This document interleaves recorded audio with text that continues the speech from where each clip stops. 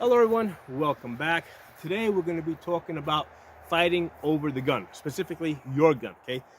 The setup here, the situation is that you're being attacked by somebody. They don't have a gun, right? Because if they had a gun, they'd be shooting at you from more of a distance rather than trying to close in on you. So they either have a knife or they see that you got a gun and they're trying to get to your gun. The assumption is that they want to get your gun so that they can kill you with it. And we're going to be talking about a technique to deal with that, how to stop this person from getting this gun and killing you. It might also be a situation where you got two people attacking you, maybe from different directions, trying to basically grab your arms, keep basically neutralize your arms so that they can get to your gun. How are we going to deal with that? Now, important for me to say, I do not invent techniques. Okay, I'm really good at copying techniques. Okay, so I'm a range safety officer. I've been a range safety officer now for about 12 years. And over the years, I've supervised rangers, and a lot of people come to the range. Lots of different backgrounds. A lot of ex-military guys, ex-special forces guys, cops, ex-cops, military and police from other parts of the world. Okay, I think recently I had a Canadian Special Forces guy that came to the range. I did not know there was such a thing as Canadian Special Forces. Apparently there is. Basically, I get all these people that come to the range. A lot of times, if they want to practice specialized techniques, what they had to do was basically just set up some time where they could have the range to themselves so that they could do something like this. And of course, I have to be present, right? I'm responsible for the range, so I'm watching, I'm observing, okay, and I'm learning. So that's how pretty much all the stuff that's in my channel, that's how I've amassed all this information. I copy it, okay? I do not invent stuff. All right, so let's get back to the situation now where somebody is trying to, you're basically, right up against somebody, they're trying to get to your gun. If you just take like your basic NRA personal protection, the technique that they show you, right, they teach shooting from the hip, okay? So even, at the most basic gun training level, NRA personal protection, they have a method that they will teach you, and you will practice if you take that class. Basically, you put your hand on your chest, you pull the gun up, rotate, and you fire from the hip, okay? Keeping the gun basically like this at your body. So that's what they teach you in that class, okay? Now, going beyond that, okay, a more realistic situation is you're not going to be standing like this, right? You're going to be in a grappling match with somebody. Your hand's not going to be on your chest. The reason why they have you put your hand on your chest is so that you don't shoot your own hand. So they want you to be really aware of where your hand is. But realistically, somebody's going to be attacking you, right? So they're either going to be attacking you high or attacking you low, okay? So you can't have both hands. You can't have your hand and the gun on the same plane. So that's one of the first rules of gun grappling. Your hands don't go on the same plane. So if they're attacking you high, right, well, this hand is up here, this hand's going to come out. And what I teach people is, well, basically you can't turn the slide in towards your body, right, because that's going to jam up the gun. You have to hold it out like this, and you can actually place the grip of the gun against your body, because if you get turned around, you can now use your body to orient the gun, okay, and you can get a sense of where the gun is pointed, right?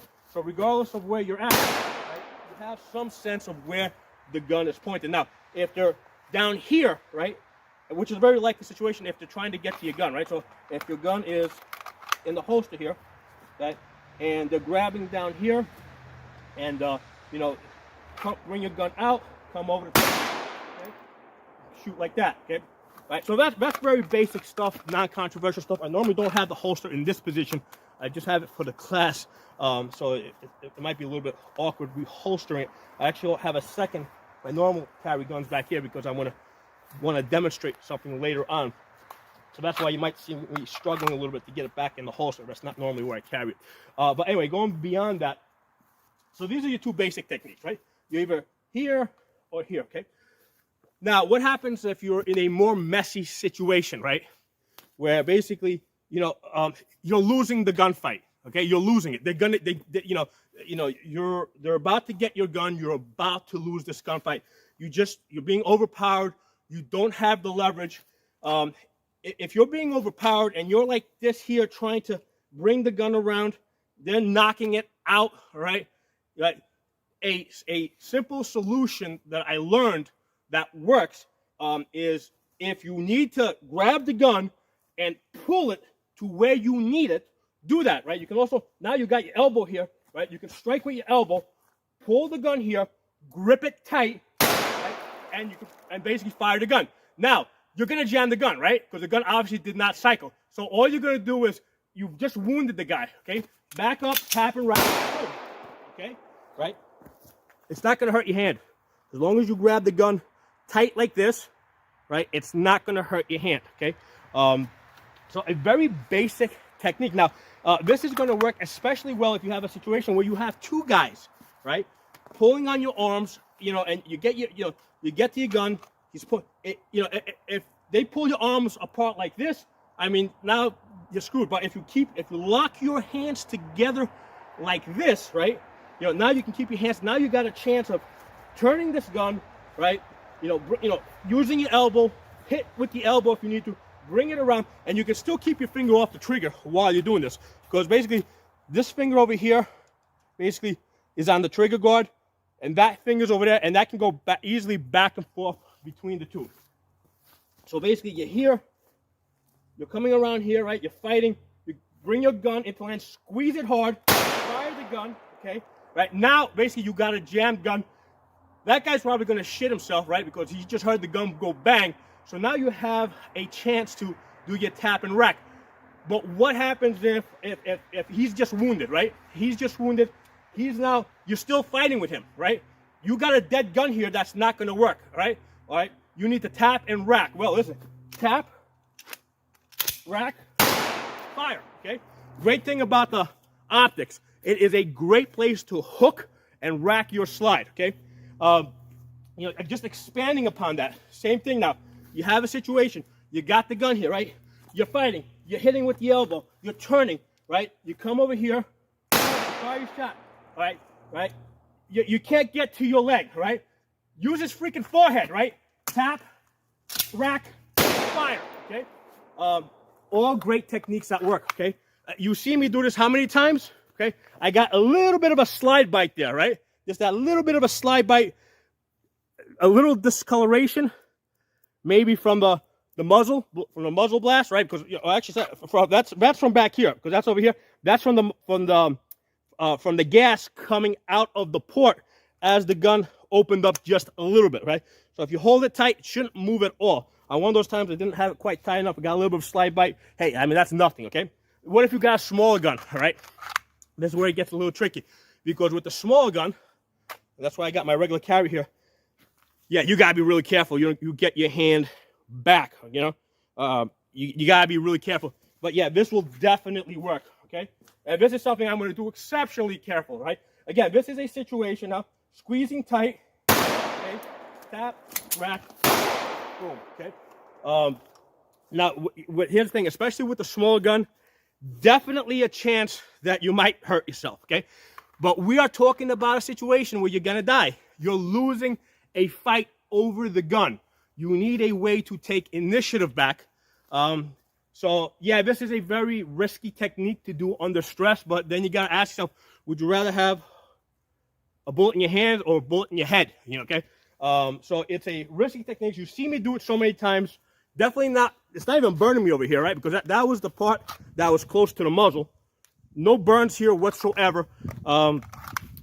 The problem with something like this is finding a place that will let you practice this technique.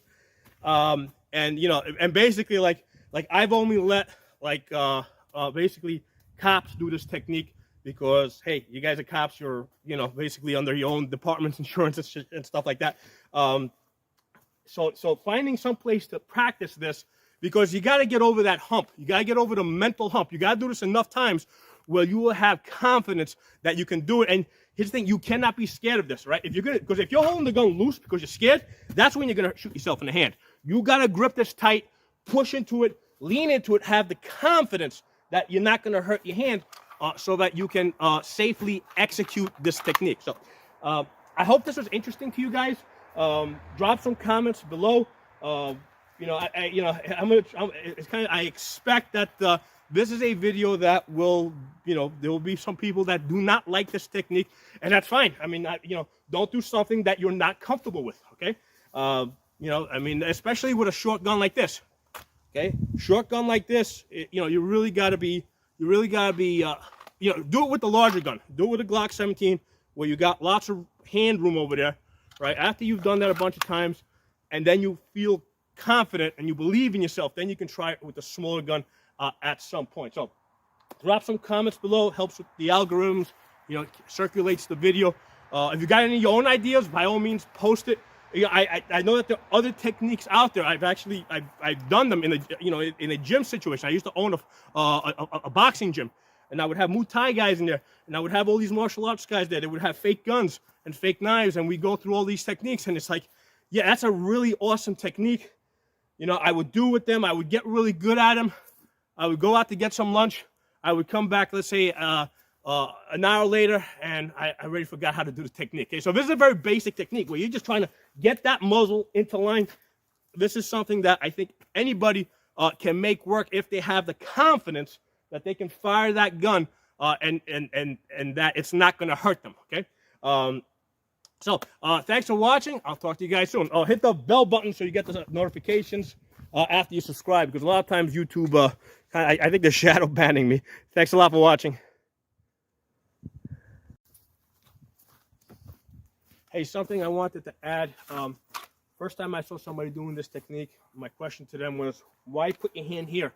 Why not grab back here, right, and use that leverage? The problem with taking, you know, using this grip over here is, if you don't take control of this really important piece of real estate right here on the gun, the other guy is. Okay, so what you're doing is, by grabbing here, you're denying the person that you're fighting with the ability to put their hand on the gun, because basically whoever grabs the gun here is the person that's going to have the most control.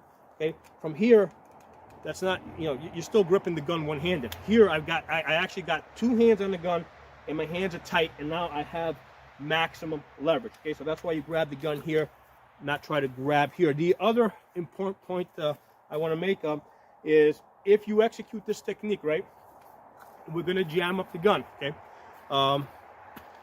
something to also consider is, let's say you fire that one shot. Let's say you only wound him, right?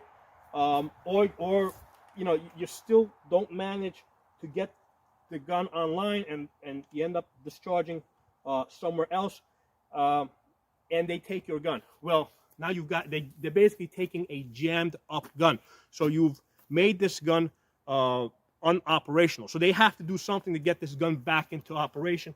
Chances are that they don't have the training that you have to immediately tap and rack when the gun doesn't work. Okay, so that's another thing to consider.